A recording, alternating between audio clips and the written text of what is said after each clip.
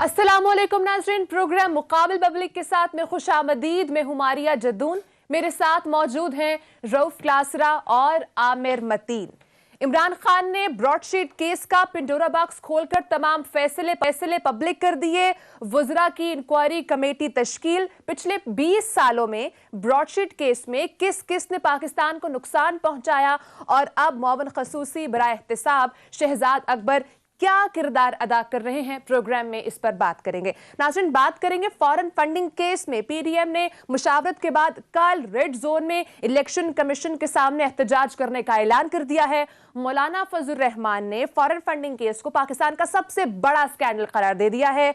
वजीर दाखिला शेख रशीद का रद्द-ए-अमल। शेख रशीद ने मदरसे के तुलबा लाने पर सख्त कार्रवाई का इंदिया दे दिया है। मौजूदा सियासी सूरत हाल क्या रुख इख्तियार करेगी, इस पर भी प्रोग्राम में बात करेंगे। क्लास साहब, बहुत अच्छी बात है कि रिपोर्ट पब्लिक कर दी है, इस पर बात भी हुई थी प्रोग्राम में लास्ट वीक। हम अदायगियां कर रहे हैं, क्या रिकवरीज भी हो रही हैं? आपने कहा जी, बड़ी अच्छी बात हुई है कि जो हमने कहा कि इमरान खान साहब ने आज जो पब्लिक करने का उन्होंने इसका हुक्म दिया है, ये वो डॉक्यूमेंट है सारा। ये इसको पढ़ा है मैंने, आमिर साहब ने भी पढ़ा है, कोई हमने भी कोई बैठ के सारा इसको डिटेल से। वैसे तो 2 जजमेंट्स हैं इसकी, एक उसकी ये अदालतों के जो नवाज शरीफ साहब के साथ वो अटैच हुए हैं, तो मेन जो है कोई 65 या 66 जो है ना यहाँ पे टोटल है। अब सवाल यह है कि इमरान खान साहब को साफ ज़रा इस पर अप्रिशिएट करना चाहिए कि उन्होंने ट्रांसपेरेंसी से काम लिया है। वो पहले भी करते रहे, शुगर का भी हमने देखा, वीट का भी देखा, तेल का भी देखा, फिर हमने उसके बाद सीमेंट का भी देखा।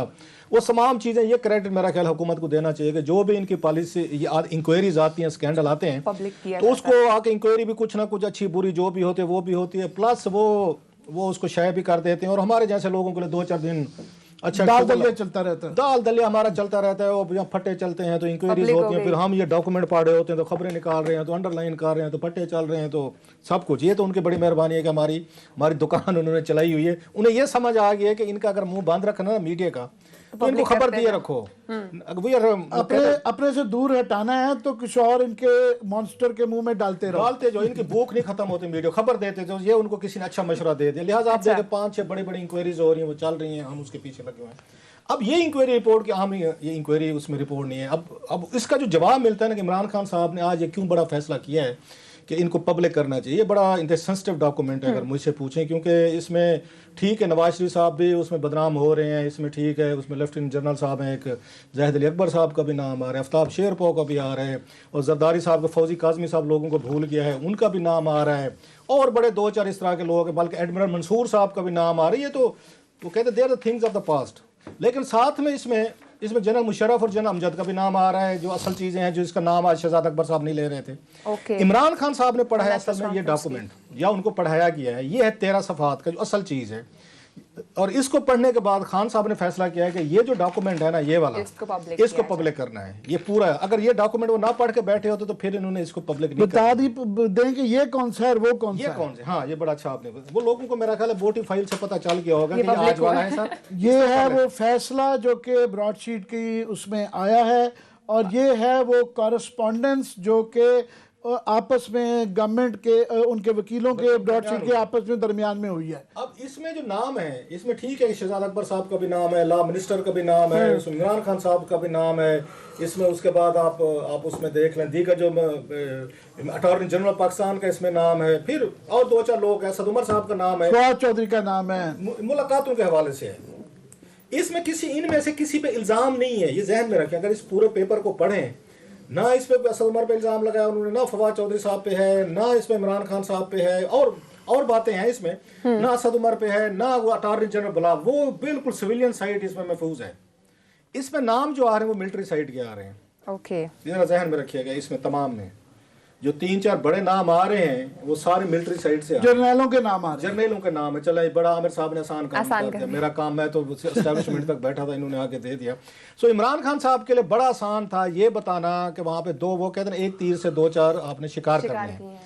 एक तो यह है कि सबसे बड़ा कि उसमें फिर दोबारा वो जो बात इमरान खान साहब आजकल पॉपुलर उनका ये बयानिया चलता है, NRO नहीं दूंगा, मैं कराची नहीं जाऊंगी, वो जो फिल्म वो टाइप आती थी, मैं NRO नहीं दूंगा, लाहौर नहीं जाऊंगी वाला हिसाब है, NRO नहीं दूंगा। ये जो डॉक्यूमेंट है, इससे ये पता चलता है कि यहाँ पे पाकिस्तान में NRO देने की रिसेंट पास्ट में रिवायत किसने डाली थी। वो रिवायत डाली थी, 2 लोगों की तरफ इशारा जाता है, मेन तो जनरल मुशर्रफ की तरफ जाता है कि इनकी जो पहली डील हुई थी 20 साल बाद भी हालात वहीं पे आ खड़े हो कि इमरान खान साहब कह रहे हैं मुझसे एनआरओ मांगते, मैं इनको एनआरओ नहीं दे रहा। अब उनको ये पता चला, डॉक्यूमेंट पूरा आ गया जिसके तहत तो पूरी कौम को कह सकते हैं, अगर कौम को वैसे पढ़ने लिखने का इतना शौक है तो नहीं, खैर से बहरहाल अगर कौम पढ़ना चाहे तो इससे ये पता चलता है कि सबसे बड़ा जो एनआरओ है वो जनरल मुशर्रफ ने दिया था नवाज शरीफ साहब को। और जनरल अमजद साहब जो हैं उस वक्त जो सारे वो इन्वेस्टिगेशन नैब चला रहे थे, सब कुछ करा रहे थे, वो उसमें बराबर के उसमें शरीक थे। अगर इसकी आप पूरी उसमें जाएं, डिटेल में जाएं कि ये जो 5 अरब का जुर्माना हुआ है इसमें 2 लोगों की तरफ जाएगा। इंक्वायरी अगर जाती है, मेरा ख्याल है after reading this document and ये जो दोनों डॉक्यूमेंट हैं, इसमें सारा जो बर्डन जो है ना वो जनरल परवेज मुशर्रफ की तरफ जाता है। इन्होंने एनआरओ दिया, इन्होंने जाके एक उसको जाने दिया नवाज शरीफ साहब को, इन्वेस्टिगेशन तमाम रोक दी गई जब इनका वहाँ पे एनआरओ हुआ था। मीनवाइल ब्रॉडशीट ये कहते हैं हम तो इनके खिलाफ ये तहकीकात जारी रखे हुए थे, सऊदी अरेबिया में प्रॉपर्टीज़ हैं, यूएई में, बला बला में, तो लिहाजा वो पैसे उन्होंने कहा जनाब हमें भी दें, क्योंकि इन्होंने जो मुआहदा किया था जनरल अमजद साहब ने, मेरा ख्याल है आई एम अमेज्ड कि इस तरह का मुआहदा उनके पास वो लीगल टीम थी। फ़रूक आदम साहब थे प्रोसिक्यूटर जनरल थे, उनको भी थोड़ा सा खैर अल्लाह उनको मेरा ख्याल है इस वक्त नहीं है वो, तो उनको देखना चाहिए था कि हजूर आप किस तरह का मुआहदा करें। मुआहदे में क्लास रख दी गई थी। और मज़े की बात है ब्रॉडशीट कंपनी बनी थी यहाँ पे, आपको याद होगा ये उसमें मेरा ख्याल मई 2000 में बनी थी, 1 महीना पहले बनी आमिर साहब, और दूसरे महीने जो है जून में उसको कॉन्ट्रैक्ट दे गया है, इन्होंने $multi-billion कॉन्ट्रैक्ट दे दिया। बड़े डूबियस अंदाज से offshore company man of file में बनाई हुई जिसका कोई रिकॉर्ड नहीं है, ना बंदों का, ना कंपनी का, ना कुछ का। 1 महीने के अंदर इतना बड़ा पाकिस्तान का कॉन्ट्रैक्ट उनको दे दिया। और जनरल अमजद साहब ने उस कॉन्ट्रैक्ट पे साइन किए, उन्होंने सारा डील किया। सो ये सारी चीज़ें जा रही है ना, इशारे जो जा रहे हैं वो सारे के सारे इंक्वायरी होती है, वो चीज़ें पास्ट में जाएंगी। और मेरी इत्तला तो ये है कि इस पर शायद कोई जुडिशल कमीशन वगैरह भी बनाया जाए इसको फर्दर सीमेंट करने के लिए। सो इमरान खान साहब इसमें पूरे सेफ हैं। इस डॉक्यूमेंट में जर्नलों के नाम एक रात के आ रहे हैं जो उन्होंने कट मांगा ये मूसवी से। मूसवी साहब खुद भी कह चुके हैं वहाँ पे इंटरव्यू में जी मुझे कट मांगा गया था। सो इमरान खान साहब के इसमें कोई मसला नहीं है जी, कट उन्होंने मांगे, मैंने नहीं मांगा, मेरे वजीर का तो किसी का नाम नहीं है। एक चीज़ लास्टली मैं कहूँगा, हालांकि इसमें बड़ी चीज़ है, ये डॉक्यूमेंट ऑफ शेम है, मतलब इसको पढ़े ना अगर सारे पाकिस्तान डेफिनेटली हमारे लिए बदनामी थोड़ी होती है, हमारे लिए बदनामी कि हमारे वहाँ पे अकाउंट्स में से जो पैसे जिस तरह के उन्होंने निकाले हैं और उसको फ्रीज करके सब कुछ हुआ, वो एक अलग कहानी है। इसमें दुख ये होता है आमिर साहब कि इसमें 3-4 इसमें चीज़ें हैं। आफ्ताब शेरपो से शुरू करते हैं। चलो नवाज शरीफ साहब तो एक वो है ना, हमेशा रहते हैं। इस डॉक्यूमेंट के ज़रिए इसी ब्रॉडशीट ने इनको इन्फॉर्म किया था कि ये आफ्ताब शेरपो साहब जो हैं 2000-2001 में इनकी जर्सी में बैंक अकाउंट है जिसमें $35 लाख पड़े हुए हैं। आप हमें ये उसकी अथराइज़ करें और हम उनको लिखते हैं वहाँ पे कि इनके जो है ना फ्रीज ये जो पैसे जो है ना फ्रीज करें, और आप हमें लिख के दें, बैंक से हमारी बात हो कि हम ये पैसे आपको भिजवाते हैं। इसमें सारी डिटेल लिखी हुई है कि नैब ने कैसे क्रिमिनली तौर पर, ये जो बड़े आज संभाले नहीं जाते ना, बड़े मुल्क के मुआफिज बने हुए थे नैब वाले जी, हम सबसे बड़े हैं, इन्होंने जनाब उस पर कोई कार्रवाई नहीं की और पूरा मौका दिया इन्होंने आफ्ताब शेरपाओ को कि आप ये पैसे वहाँ से ट्रांसफ़र करके किसी और जगह ले लें। वो पैसे वहाँ से निकाल के ले गए, नंबर 1। नंबर 2, उसके बाद इन्होंने ये जनरल मुशर्रफ साहब ने, जिनकी कौम मोहब्बत में बहुत बड़ा उसका शिद्दत से शिकार है, इन्होंने उसी बंदे को आफ्ताब शेरपाओ को जिसने पैसे यहाँ से लेके गया था, माल बनाया, पैसे बनाए, $35 लाख जिसके पड़े हुए थे, उसी बंदे को वापस लाए। वापस लाने के बाद उसको इन्होंने वहाँ पे आके अपना इंटीरियर मिनिस्टर बनाया, फैसल साले आजाद को हटा के 2004-05 में। और वो बंदा जो मफरूर था, भाग गया था, नैब की उसमें इन्वेस्टिगेशन में था, जिसका $35 लाख ट्रेस किया गया था, जर्सी में बैंक में किया गया था, उसी बंदे को जनरल परवेज मुशर्रफ ने आके इस मुल्क का इंटीरियर मिनिस्टर बनवाया और बाद में सारे केसेस वगैरह जो है ना उन्होंने दाएँ बाएँ कर दिए, ये कर दिए। सो मेरा उसमें एक अगेन और भी लोग हैं उसमें, उनके नाम आते हैं। मेरा एक उस पर सवाल है कि ये मुल्क की इससे बड़ी कोई बदनामी हो सकती है कि जिन लोगों को आप मोस्ट वांटेड कर दिया हुआ था, जो मफरूर थे, जो भागे हुए थे यहाँ से, उनके साथ आपने डील्स की, उनके साथ आपने कोई पैसे रिकवर नहीं किए। अब अभी नवाज शरीफ वाला देख लें, जो इंटरेस्टिंग चीज़ है इसमें एक और इस डॉक्यूमेंट से पता चलती है कि नवाज शरीफ साहब का जो यहाँ JTA हुई, इन्होंने जब मुआहदा किया तो मुआहदे में एक बात रखी थी कि पैसे पाकिस्तान में भी हम अगर रिकवर करेंगे ना तो आपको देंगे। ब्रॉडशीट का कुछ ताल्लुक है या नहीं है उस रिकवरी से? ब्रॉडशीट ने उस बंदे को ट्रेस किया या नहीं किया? लेकिन अगर पाकिस्तान में भी आपने कोई वो पैसे उससे निकलवाए हैं तो आप उसका वो आके 20% शेयर हमें देंगे। और भैया इस तरह का मुआहदा जनरल अमजद साहब ने किया हुआ है, नैब के चेयरमैन ने किया हुआ है कि भाई साहब जिस काम का आप उनके साथ ये मुआहदा करें ना, जहाँ से आप दुनिया भर से लेके आएंगे वो आपको शेयर देंगे। इन्होंने जनाब अब जो उसके लगाई हैं ये JAT की रिपोर्ट्स, उसमें सारा बताया गया कि नवाज शरीफ की यूएई में इतनी इनकी जायदाद है, इनके अमेरिका में सारी सऊदी अरेबिया में इतनी है, लंदन में इतनी है, जो यहाँ पे असेसमेंट्स पेश की गई। उन्होंने सारे असेसमेंट्स निकाले नवाज शरीफ साहब को, और 1% इन्होंने नवाज शरीफ से रिकवर नहीं किया, जहन में रखें। लेकिन क्योंकि नैब ने कहा था कि इनकी फलां उसमें है प्रॉपर्टीज, 880 मिलियन या पता नहीं कितने डॉलर, 820 मिलियन डॉलर के असेसमेंट किए उन्होंने। उसमें से 20 मिलियन डॉलर जो है अब नवाज शरीफ के एसेट्स की वजह से दिया गया है, जो नैब ने कहा जी हमने ट्रेस किए हैं, फलां जगह पे हैं, जो रिकवर नहीं हुए, 1 रुपया रिकवर नहीं हुआ। लेकिन उसकी बुनियाद पे वहां पे हमने 20 मिलियन डॉलर जो है ब्रॉडशीट को दिया है। ये इतनी बड़ी नलायकी, नाहली या उनकी वो क्या मिली भगत का ये उसका आप उसमें डिटेल्स हैं कि बंदे का सर यहाँ शर्म से झुक जाए कि ये लोग यहाँ मिले हुए थे। या इतने बड़े नलायक थे कि लोग आए हैं, इनको बेवकूफ़ बना के लगे गए हैं, 2-3 दफ़ा इन्होंने पेमेंट्स किए हैं, जैली किस्म के यहाँ कंपनियां बनाई गई, उनके साथ मल्टी बिलियन आपने मुआहदे कर लिए हैं। और अब हमें यह भी बताया जाता है कि हमसे ज़्यादा सियाना, वो सियाना बढ़ के हमसे ज़्यादा सियाना कोई दुनिया में है नहीं, तो ना हम या किसी को समझते हैं। So it's a document of shame. हमारी नलायकी, हमारी करप्शन, हमारी मिली भगत अगर आपने ढूंढनी हो ना, इस डॉक्यूमेंट में मिलती है। आमिर साहब, अखलाक साहब ने भी गुफ्तगू की है, हमने हर जगह अदायगियाँ तो की हैं, हम पैसे तो देते रहे, लेकिन हमें मिला कुछ भी नहीं है इन रिटर्न। हमें बहुत कुछ मिला है, हमें ये एक ज़बरदस्त किस्म का तजर्बा मिला है, बहुत कुछ मिला है। मैं हैरान क्यों, क्लास साहब जैसा आदमी जो है कि जो कि बड़े सिनकी आदमी है, मैंने इनसे ज़्यादा ज़िंदगी में सिनिकल आदमी नहीं देखा। ये इन्होंने ये कहा कि या ये मिले हुए या का लफ्ज़ था, मिले हुए हैं। ये पाकिस्तान में अगर किसी को ये किताब लिखनी हो ना कि ये जनाब पाकिस्तान एक बनाना रिपब्लिक है, ये तो इसको मंदरजा सेल केस को पढ़ना बहुत ज़रूरी है। कि हम कहानियाँ सुनते हैं नाइजीरिया के मतलब बड़ी मशहूर हैं कि वहाँ किस तरीके से फ्रॉड होता है, अफ्रीका की मुल्क बनाना रिपब्लिक जो है, लैटिन अमेरिका जो स्टोरी चली कि जनाब कहाँ आसान है। ये जो न्यूक्लियर कंट्री है पाकिस्तान जो है, इतना बड़ा इनको अपने ऊपर वो होता है ना कि हम अपनी सेल्फ ग्लोरिफिकेशन करते हैं। ये एक स्टोरी बताती है कि यहाँ पे पिछले 20 साल से ये एक ड्रामा जारी है, आज भी जारी है। आज का ज़्यादा इम्पोर्टेंट है क्योंकि अभी तो पीटीआई गवर्नमेंट है, और अभी क्योंकि आज की खबर ये है कि कमेटी एक बना दी गई हुई है, उस कमेटी पे आते हैं, आज इज़ मोर इम्पोर्टेंट। पर मैं क्लास साहब की ज़रा थोड़ा सा संगत दे दूँ, इन्होंने जो 20 साल का दिया ना, उसमें 2-4 चीज़ें जो मिस कर गए हैं ये, या इतना प्रोग्राम ऐड कर दूँ। ये कंपनी डे 1 से फ्रॉड के तौर पे ही बनाई गई थी। जिस तरह इन्होंने कहा कि एक ऑफशोर कंपनी 1 महीना पहले बनी है, वो नहीं है, बनवाई गई। क्योंकि जो यहाँ पे जो लोग बैठे हुए थे नैब के अंदर, वो मेरी इतलाएं हैं क्योंकि हम ये एजाज़ हासिल है कि ये ब्रॉडशीट का केस हम ही नहीं ब्रेक किया था, और पिछले हम 10-12 साल से 8 साल से तो टीवी पे इसको फॉलो कर रहे हैं कंसिस्टेंटली। तो अब लोगों को रियलाइज़ हुआ है, तो वाकई वो कुछ बोर नहीं करना चाहते कि जी हमने ये कहा था वो कहा था, पर वो इतनी लंबी एक लिस्ट है।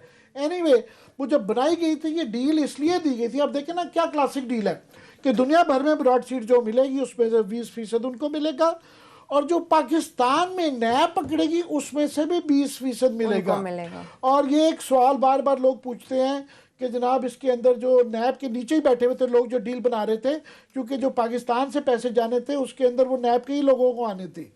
ये डील इसलिए दी गई थी, डिज़ाइन इसलिए थी कि जनाब ये जो नैब ने उनको देने थे, उसमें से नैब के अंदर जो बंदे शामिल थे उन्होंने कट लेना था। एक साहब का नाम बार बार आ रहा है, नीचे लिखा हुआ है, जो कि सिग्नेटरी हैं, तारिक फवाद मलिक।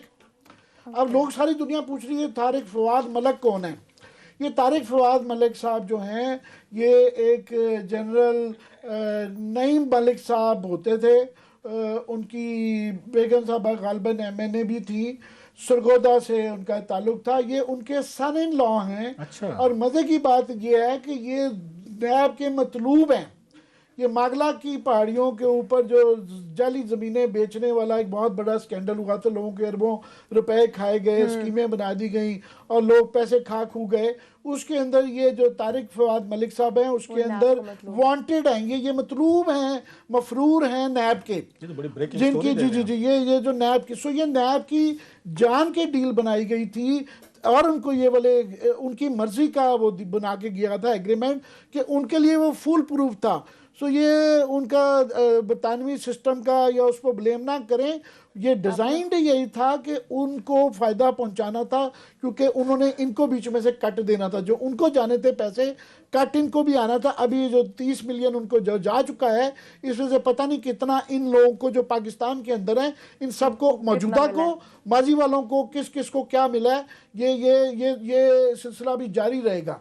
तो उसके बाद ये इसमें शुरू में वकार साहब ने बिल्कुल सही कहा कि अब देखिए ना स्टोरी कैसे होती है, चलता रहता है कि 2008 में फिर जो है फिर पीपल्स पार्टी की गवर्नमेंट आ जाती है। ये तो मुशर्रफ दौर का हो गया ना कि उसमें वो किया गया, फिर कैंसिल कर दिया गया, फिर वो मतलूब जो मफरूर लोग थे वो वजीर बन गए और उन्होंने NRO कर दिया, वो पुरानी स्टोरी होगी। Then comes people's party. तो जो है गिलानी साहब की दौर के अंदर जो है ना उनके साथ ये डील हुई, वो गलत जो 1.5 मिलियन की जो स्टोरी हम रोते रहे बेताशा कि वो गलत पार्टी को दिया, क्योंकि उनको भी उजलत थी कि जनाब ये अब केस ना बंद हो जाए, क्योंकि इसमें पीपल्स पार्टी के भी काफ़ी लोग थे और फौजी काजमी एंड ब्ला ब्ला ब्ला। तो उन्होंने कहा इसको बंद करो, जो देने हैं दिलाओ। और वो अमर बिलाल सूफी साहब जो कि इंस्ट्रूमेंटल थे, वो उसमें मौसवी साहब कह रहे थे कि मैंने इनको मना किया था, बताया था कि जनाब ये जिसको आप पैसे दे रहे हैं ये अब इस कंपनी का नो नहीं रहा, ये आपके ज़ाये जा रहे हैं। जानते बूझते जो है वो पैसे दिए गए, क्योंकि जो भी पैसे जाते हैं किसी ना किसी को कहीं ना कहीं उसमें से कट मिल रहा होता है। तो वो जो तमाम जो ट्रेल होती है वो तमाम लोग जल्दी में होते हैं पैसे दिए जाएं। उसके बाद ये 2016 के अंदर नून लीग के अंदर ये सारी प्रोसीडिंग्स हुई, उनको भी था ये दबदबा जाए, क्योंकि उसमें भी मुजीबुर रहमान और उनके जो सैफुर रहमान ब्रदर, नवाज शरीफ साहब, ये वो सारे थे। अगेन वही वाला फ्रॉड हुआ। अब लेटेस्ट जो है, लेटेस्ट पे आ जाए। लेटेस्ट ये है सर, लेटेस्ट अगर हम ब्रेक के बाद स्टार्ट करें, असल तो स्टोरी लेटेस्ट की है, तो ये तो गुज़श्ता से अभी क्या चल रहा है इस पर भी, लेकिन ब्रेक के बाद साथ रहिएगा।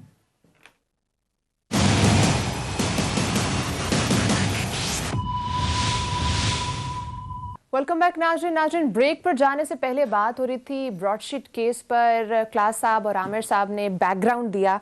आमिर साहब, अब नया क्या तहलका खेज है इसमें? तहलका खेज तो ये सागा गोज ऑन। ये मैंने कहा ना, ये बनाना पाकिस्तान टेक्स्ट बुक केस है, जिसके ज़रिए तमाम जो है ये नैब भी बिल्कुल कटहरे में आ जाता है। पाकिस्तान के तमाम इदारे, जो तफ्तीशी इदारे और अदालती इदारे और सक्सेसिव गवर्नमेंट्स इंक्लूडिंग पीटीआई 3 वजह से। एक कि जिस तरीके से ये केस लड़ा गया है, कि आप देखें ना कि वो केस का फैसला क्या है कि उन्होंने कहा जनाब कि ये आमदन थी कि जो कि आपको आ सकती थी, ये ब्रॉड पीस के जरिए रिकवर की जा सकती थी। ये 820 मिलियन डॉलर नवाज शरीफ साहब के आ सकते थे अगर इनका केस, इनका कॉन्ट्रैक्ट कैंसिल ना करता। और 820 का उन्होंने तखमीसा कैसे किया, 820 मिलियन का, कि जो JIT के अंदर दिए गए, जो इनके एवनफील्ड की वैल्यू और जो इनके आज तक के सासे सारे केक है, उन्होंने कहा जी रफली 820 मिलियन आपके अपने कागजात के मुताबिक जो है ना वो आना था। तो उसकी वजह से 19 मिलियन डॉलर तो सिर्फ जो है ना नवाज शरीफ साहब की वजह से इसके अंदर डाला हुआ है कि वो 820 के, उन्होंने कहा जी ये तकरीबन रिकवर जो है बिल इसमें पैसा है ना वो 95 मिलियन है। 95 का 20% जो है ना ये 19 मिलियन डॉलर है, जो कि आप जो रिकवर होने हैं।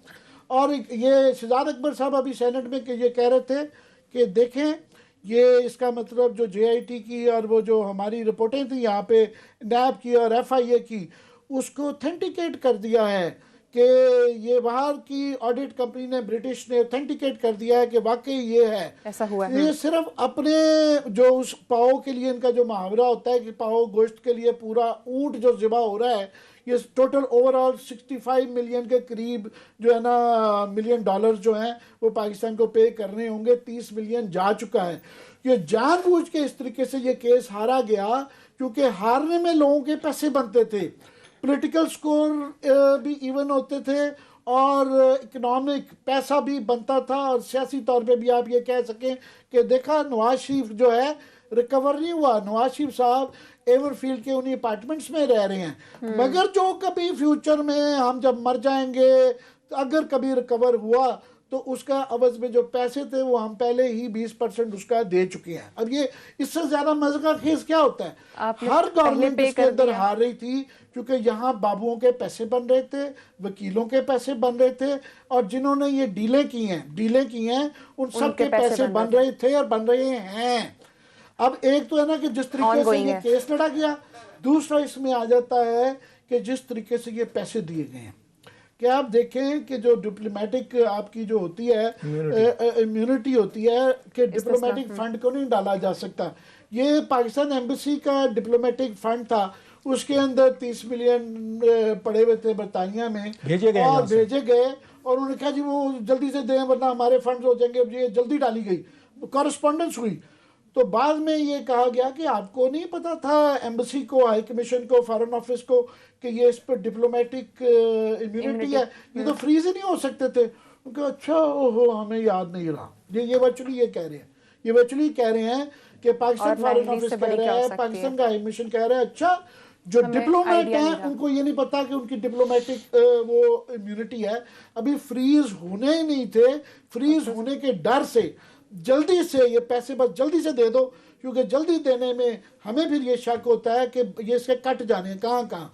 उसके बाद जो तीसरी चीज जो क्लास लेटर है ना, ये कॉरेस्पॉन्डेंट जो वकीलों की हुई आपस में, है, ठीक जिसमें वो फिर इंपॉर्टेंट हो जाता है कि why this rush, why was this money given in a rush, और इस तरीके से दी गई।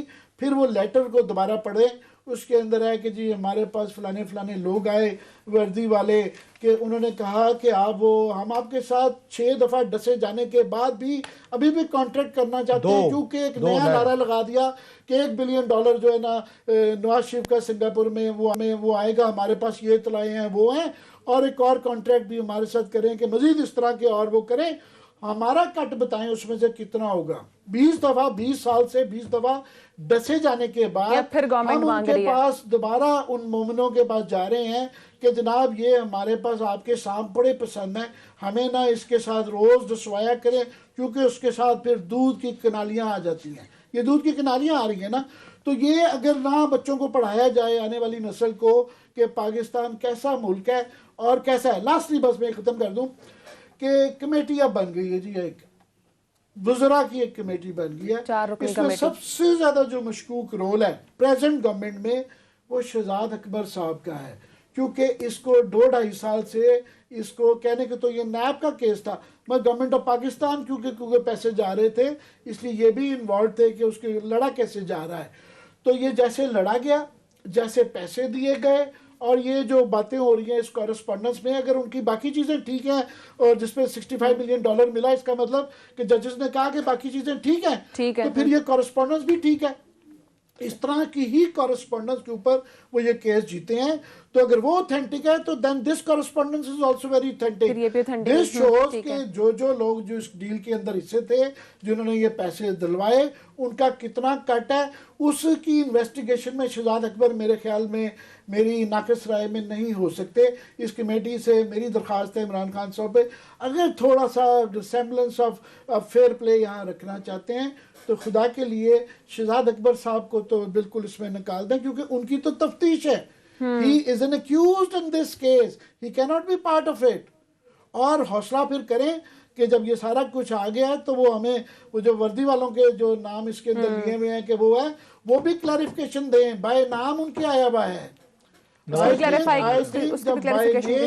एक केस का हिस्सा बन के ये डॉक्यूमेंटेड वो उनके जब नाम आए हुए हैं, there should be a clarification, official clarification from the official side कि जनाब जिन बंदों के नाम आए हुए हैं वो गलत आए हुए हैं, अगर नहीं गलत आए हुए हैं तो उनको सू कर दिया गया है, क्योंकि ये अदारे को उन्होंने इन्वॉल्व किया है।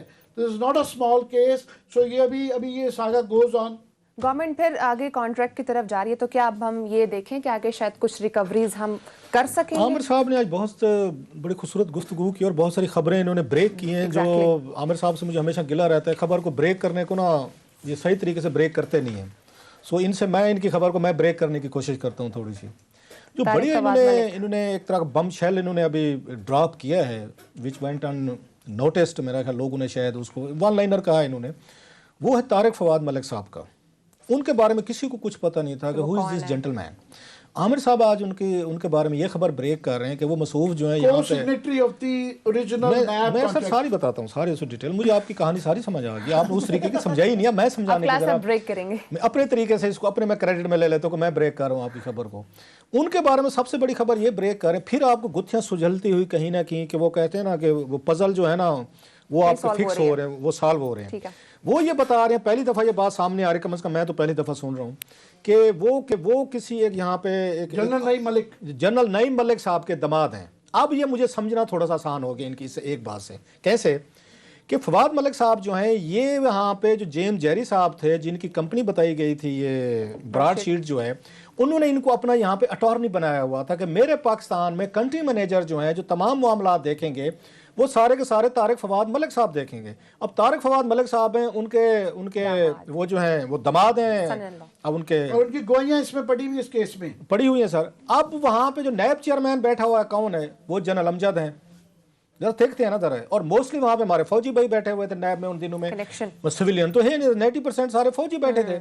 अब इन्होंने क्या किया, ये कंपनी बनती है यहाँ पे, फिर मैं रिपीट करूँ, अब जरा कनेक्शन मिलाना आसान हो जाएगा। ये कंपनी बन रही है जनाब आपकी मई आपकी 2000 में, एक महीना पहले, ये जरा ज़हन में रखें जी। और तारिक मलिक साहब को जेम्स जेरी जो है ना ब्रॉडशीट वाला बाहर बैठा है, उसने अथराइज कर दिया कि मेरा अटॉर्नी ये है, ये आपसे हैंडल करेगा, ये सारे कॉन्ट्रैक्ट साइन करेगा। तारिक साहब ने जेरी साहब को ढूंढा, मे भी वो यहाँ पे होते हैं ना कि आप बाहर का बंदा ढूंढ लें, जरा एक अंग्रेज गोरा टाइप। एक महीना पहले कंपनी बनी और जनरल अमजद ने एक महीने बाद एक आर्मी जनरल के दामाद के साथ बैठ के कॉन्ट्रैक्ट साइन किया। जरा सुनते हैं, चलो हो गया कंट्रैक्ट में क्लास 8.4 है मेरा ख्याल, या 5 है, जिसमें यह बताया गया है कि आप ये पैसे जो है ना कंपनी ब्रॉडशीट, ये पाकिस्तान में यहाँ पे आपके नए पैसे इकट्ठे करे तो भी शेयर हम देंगे, चाहे उसका कोई रोल ना हो, दुनिया भर में भी ये वहाँ पे हमें बताया कि वो भी देंगे। ये सबसे बड़ी ये आपकी खतरनाक क्लास है जिसकी वजह से ये आज आपको पैसे देने पड़ गए। खैर अब मैं इसको बिल्कुल फास्ट फॉरवर्ड करता हूँ, मैं सर ब्रेक का टाइम भी हो गया, अब फास्ट फॉरवर्ड करता हूँ कि तारिक मलिक साहब का रोल इसमें बड़ा कैसे है, उसमें ये यार ब्रेक के बाद है, मैं जरा बताता हूँ अभी मेरा बाकी भी 3 मिनट्स है हमारे पास। जनरल नईम मलिक के जो बैचमेट थे उस वक्त अरबाब इख्तियार थे, टॉप जनरल थे GHQ के अंदर और मुशर्रफ की गवर्नमेंट में। चले क्या रोल था एग्जैक्टली, ब्रेक के बाद बात करेंगे, साथ रहिएगा।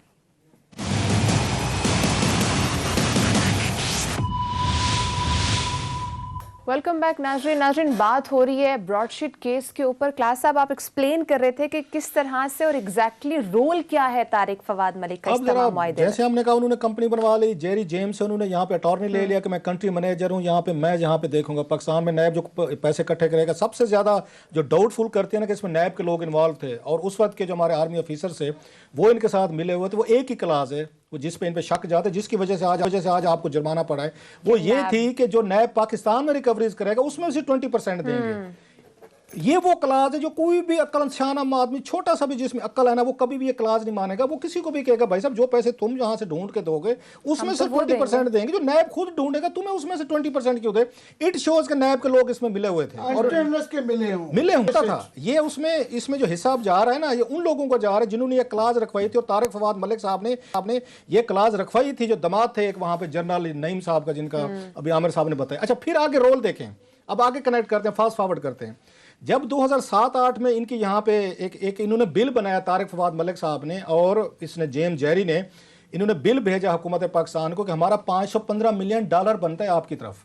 ये फवाद मलिक साहब ये बनवा रहे थे ये सारे। और बताया जाता है कि ये सारे जो बनवा रहे थे नैब के दफ्तर ही बैठे होते थे सारे, वहीं पे सारे मिले नीचे से ऊपर फाइल जाती थी, ऊपर से नीचे जा रही थी। इन्होंने $515 मिलियन का बिल बनवाया इन्होंने, तारिक फवाद मलिक साहब ने, जेम्स जेरी ने हुकूमत पाकिस्तान को इन्होंने भेजा, जिस पे ये हरकत में आ गए। इन्होंने ये तो मारे गए, एक्टिंग हो रही थी ना सारी, अब तो पता है मतलब साहब वाज़ेह है कि एक्टिंग हो रही थी। इन्होंने फौरी तौर पर इन्होंने आगे डाला अहमद बिलाल सूफी साहब को कि हमारी आर्बिट्रेशन करवाएं।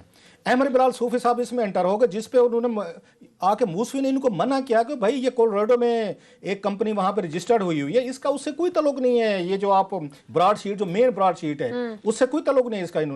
इन्होंने उसको जनाब आके अपना बड़ा क्रेडिट माना। उनकी लिक्विडेशन हो रही थी उन दिनों में, इनकी ब्रॉडशीट जो वो बिक रही थी, बिक चुकी थी, ये जहन में रखे, वो बेच चुके थे, लड़ाई हो चुकी थी, लड़ाई हो चुकी थी, 2 बन चुकी थी वहां पे ब्रॉडशीट भी 2 बन चुकी थी। आप उस वक्त पैसे रोक लें, आप कहें जी पहले आप फैसला करेंगे, आप चले जाएं वहां पे उन पे केस कर देंगे भाई साहब कि अदालत हमें आके बताया कि किस किस को हमने पैसे किस तरीके से देने। आउट ऑफ कोर्ट सेटलमेंट हो रही है, अहमद बिलाल सूफी साहब करवा रहे हैं जेम्स जेरी और तारिक फवाद मलिक साहब के साथ आपस में हो रही है। अब 515 ये उनका $1 मिलियन का उन्होंने बनाया बिल, और सेटलमेंट कितने पे हो रही है? $5 मिलियन पे। ये जैसे क्लीन लेने ये नहीं जाते हम वहां पे, बाज दफा $1000 का क्लीन, बाज दफा आपको ₹50 में मिल जाता है। अब इनको ये समझ नहीं है मैं रिकैप को कि स्टोरी जरा गौर करें कि ये बच्चा भाई कुछ सुने ना तो ना माने कि 1 महीना पहले मई के अंदर 2000 के अंदर बनाई जाती है कंपनी, उसके बाद वो उसको इतना बड़ा कॉन्ट्रैक्ट दिया जाता है इस तरह का, उसके बाद उनकी आपस में ये सेटलमेंट हो जाती है और ये गलत कंपनी को पैसे चले जाते हैं, और जिसको चले जाते हैं वो पार्टनर बाद में खुदकुशी करके ऊपर से नीचे छलांग करके मर जाता है। ये भी एक बात है। इसमें मजे की चीज है वो जो उसमें आके $1.5 मिलियन दिया इन्होंने जेम्स जेरी को, और 2.5 या 3.5 जो है ना वो IRA को, जो इंटरनेशनल इनका था, अमेरिका रिकवरी यूनिट वगैरह एसेट का था, उसमें दिया। जो $15 लाख थे वो जेम्स जेरी ने आके लेटर लिखा वहां से नैब को कि ये पैसे आप तारिक फवाद मलिक को दे दें। सो नैब ने वो पैसे जो है तारिक फवाद मलिक को दिए हैं, जेम्स जेरी को नहीं भेजे उन्होंने कि इसको दे दें। सो इट्स वेरी क्लियर कि जेम्स जेरी जो था मसूफ, वो इसका एजेंट था तारिक फवाद मलिक का, जो इसको ये दुनिया में मुमकिन है कोई गोरा जो है वो किसी पाकिस्तानी को अथराइज कर दे कि मेरा $1.5 लाख जो है ना वो लाहौर में बैठा है तारिक फवाद मलिक है, उसको दे दे। तारिक फवाद मलिक साहब ने जनाब वो पैसे किए इकट्ठे, अब उसमें उसने जेम्स जेरी को क्या दिया या नहीं दिया हमें नहीं पता, यहाँ पे किस किस को क्या क्या दिया ये भी नहीं पता, वो कहानी वहां पे खत्म होगी, साथ में नया केस वहां पे शुरू हो गया। सो मैं यहाँ पे कहानी को जरा थोड़ा सा कर रहा हूँ एंड। मेरे कहने का मतलब ये है कि इमरान खान साहब जो इन्वेस्टिगेशन करवा रहे हैं ना, ये पहलू उसमें रखें, और प्लस जहां से शुरू करें कि जब ये लंदन में खिलवाया गया उस वक्त भी ये अंदर से नजर आ रहा है, सर्कमस्टेंशियल एविडेंस बताता है कि ये कहा गया वहां से दोबारा ये नलका खोल दें, हम आपको ये फाइलें देंगे, ये हमारे वकील आपसे मिले होंगे, तो ये नलके से दोबारा पानी निकलेगा। ऐसे तो ये कंपनी भी डूबियस हो गई। नहीं, ये कंपनी तो पहले दिन से डूबियस बता तो रहा ना, ये सारी इन्होंने इसको ऑफशोर के तौर पर रजिस्टर्ड करवाया, जिसमें मेन ये तारिक मलिक साहब को पकड़ना चाहिए कि भाई साहब इसके डायरेक्टर, ये नैब हमें बताया ना कि आपने एक पार्टी के साथ $multi billion कॉन्ट्रैक्ट की है जो आपसे पैसे ले गई है, आप जरा बताएं कि इस कंपनी के डायरेक्टर कौन थे जिन्होंने आपको डॉक्यूमेंट्स दिए होंगे। जब ये उसकी गवाही इसके अंदर तारिक फवाद मलिक की है, उस वक्त क्यों नहीं बताया गया कि जनाब ये किसके केस में यहाँ नैब को मतलूब है? ये पाकिस्तान के बताएंगे, कम लोगों को पता है कि यहाँ पे कि उस जेम्स जेरी ने जो ब्रॉडशीट का वो था, उसने तारिक फवाद मलिक को अटॉर्नी दे के $15 लाख उसके अकाउंट में ट्रांसफर करवाए। तो इट्स क्लियर कि पाकिस्तानी जो आपके साथ थे, नैब में मिले हुए थे, वो इनके साथ वहां पे खड़ा हुआ मिला हुआ था। ये जहां तक बात है ना कि इन्होंने वहां पे वो किया है, इसमें यूके में पेमेंट्स कैसे की हुई हैं, मेरे ख्याल शहजाद अकबर साहब इसमें बहुत सारे इन्होंने वो कहते हैं ना एक ज्यादती जरूर की है। मेरी इतला ये है, जो मेरी इन्फॉर्मेशन किसी से बात हुई है, इनको 1 महीना पहले का पता था कि अकाउंट हमारे फ्रीज हो सकते हैं, ये चैलेंज कर सकते थे, इन्होंने चैलेंज नहीं किया। इसका जवाब ये शहजाद अकबर साहब को देना पड़ेगा। इन्होंने क्यों किया है? इन्होंने यहां से पैसे भिजवाए हैं उनके अकाउंट्स में, इन्होंने ECC से पैसे क्लियर करवाए, पूरा ऑफिशियल करवाया काम, इनको पता था हम पैसे भेज रहे हैं। इन्होंने वहां पे आके हाई कमीशन के जरिए पेमेंट करवाई है और इस तरह का स्कैंडल बनवाया, पाकिस्तान को बदनाम करवाया है। पैसे हाई कमीशन के बाद होते ही नहीं है, वहां पे खास तौर पे प्रोविजन ऑफ फंड्स की गई। एक ही चीज से करवाया गया है, ये जो पेमेंट की गई ना, जिसका वो डॉक्यूमेंट आज वहां आके दिखा रहे थे कि सारी चीजें साबित हो गई हैं। हजूर आपने ये जुल्म किया है कि उन आपने अदायगियों को पैसे उनको दिए हैं जो रिकवरीज आपने की थी, माज इसलिए कि नवाज शरीफ साहब का NRO साहब है, तो नवाज शरीफ साहब की प्रॉपर्टी जो है ना हम उनको बदनाम कर सकें, इसमें बाद में बात करेंगे। फॉलो अप करते रहेंगे। ये बड़ी अहम स्टोरी है। आमिर साहब, कल PDM जो है वो इलेक्शन कमीशन के सामने एहतजाज कर रही है। जी, वो जो कर रही है ना उसके अंदर ये ब्रॉड की शीट जो है ना ज्यादा बड़ा केस इसलिए भी अब हो गया है कि उस PDM के अंदर भी 3-4 बड़े कैरेक्टर जो है ना उसके अंदर शामिल होंगे, जैसा कि शेरपाव, जैसा कि शरीफ फैमिली, आधे लोग तो ये ब्रॉड शीट के अंदर भी है। लेकिन वो तो फॉरेन फंडिंग के हवाले से आ रहे हैं ना। मेरा ख्याल उसकी पॉलिटिकल वैल्यू है, लीगल वैल्यू उसकी बड़ी कम है कि अगर इनके खिलाफ भी मैं कह चुका हूँ कि फैसला अगर आ गया तो ये लटका रहेगा, ये अदालत में, हाई कोर्ट में चल जाएंगे, फिर सुप्रीम कोर्ट में चलेगा, फिर रेफरेंस होगा, ये आराम से इसमें 15 साल तो बड़े आराम से निकल जाएंगे। हाँ, वैल्यू का सिर्फ ये है कि अगर ये वहाँ पे कोई वायलेंस हो जाता है, क्योंकि ये रेड जोन के अंदर ये सारा वाकया हो रहा है और इलेक्शन कमीशन है, जिस तरह के सुप्रीम कोर्ट पे हमला हो गया था, और ये वहाँ पे अगर कोई इस तरह का वाकया होता है, क्या कहते हैं और क्या करते हैं, it is more important than कि इलेक्शन कमीशन के अंदर क्या फैसला आता है, क्योंकि उस फैसले में PTI भी शामिल है। और ये जो फॉरेन फंडिंग के केस हैं, ये तमाम पार्टीज के माशाल्लाह स्केलेटन्स निकलेंगे। इस वजह पीपल्स पार्टी और नून लीग नहीं बचती। पाकिस्तान में ये जो पैसे देने लेने का सिस्टम जो है, फाइनेंशियल जो इसकी इलेक्टोरल फाइनेंसिंग एक बहुत ही डूबियस पिछले 20-30 साल से हो रहा है। ये उनकी तरफ तफ्तीश शुरू होगी जो कि शामिल हो गई हुई है। फरूख हबीब ने केस उनके ऊपर भी किया हुआ है, उनके भी ये निकलेंगे। लीगली ये लंबी बैटल है, पॉलिटिकली यस के कल वहां पे क्या ये कहते हैं, क्या तोड़ फोड़ करते हैं, क्योंकि वहाँ पे उस रेड जोन एरिया में सारे स्ट्रेटेजिक बिलावल नहीं आ रहे हैं कल। फॉरेन ऑफिस भी है, वो बिलावल को नजर आ रहे हैं ना कि ये वहाँ पे ये लीगल बैटल से ज्यादा ये पॉलिटिकल है, ये रेड जोन है, उसके इर्द गिर्द अगर कुछ हो जाता है तो ये बात उल्टी भी हो जाती है। ठीक है नाज़रीन, टाइम खत्म हो चुका है। इंशाल्लाह पर कल फॉलो अप भी करेंगे क्या पॉलिटिकल करंट सिचुएशन होती है। इंशाल्लाह आपसे कल मुलाकात होगी। अपना ख्याल रखिएगा। अल्लाह हाफ़िज़।